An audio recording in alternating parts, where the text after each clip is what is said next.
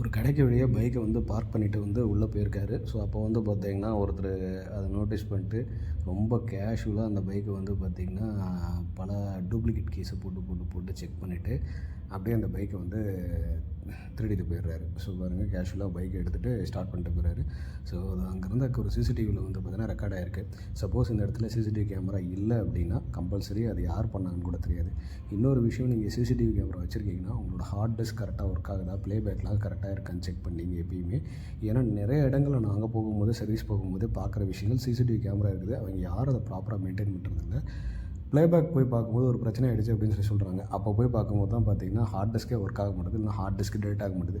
So அந்த மாதிரி சமயத்தில் எப்படியாவது ப்ளேபேக் எடுத்து கொடுக்க முடியுமா அப்படின்னு சொல்லி கேட்குறாங்க. இல்லைங்க, ப்ளேபேக் வந்து கம்பல்சரி எடுக்க முடியாது. என்ன ரீசன்னா, ஹார்ட் டிஸ்க் வந்து பார்த்திங்கன்னா அது வந்து அப்நார்மல் அல்லது வந்து பார்த்திங்கன்னா இன்டரப்ட் மோட் அப்படின்ற ஒரு 2 மோட் இருக்கும். ஸோ இந்த 2த்துக்கும் போயிடுச்சுன்னா ஃபார்மேட் பண்ணால் மட்டும்தான் அது ஒர்க் ஆகுது இல்லையானே கண்டுபிடிக்க முடியும்.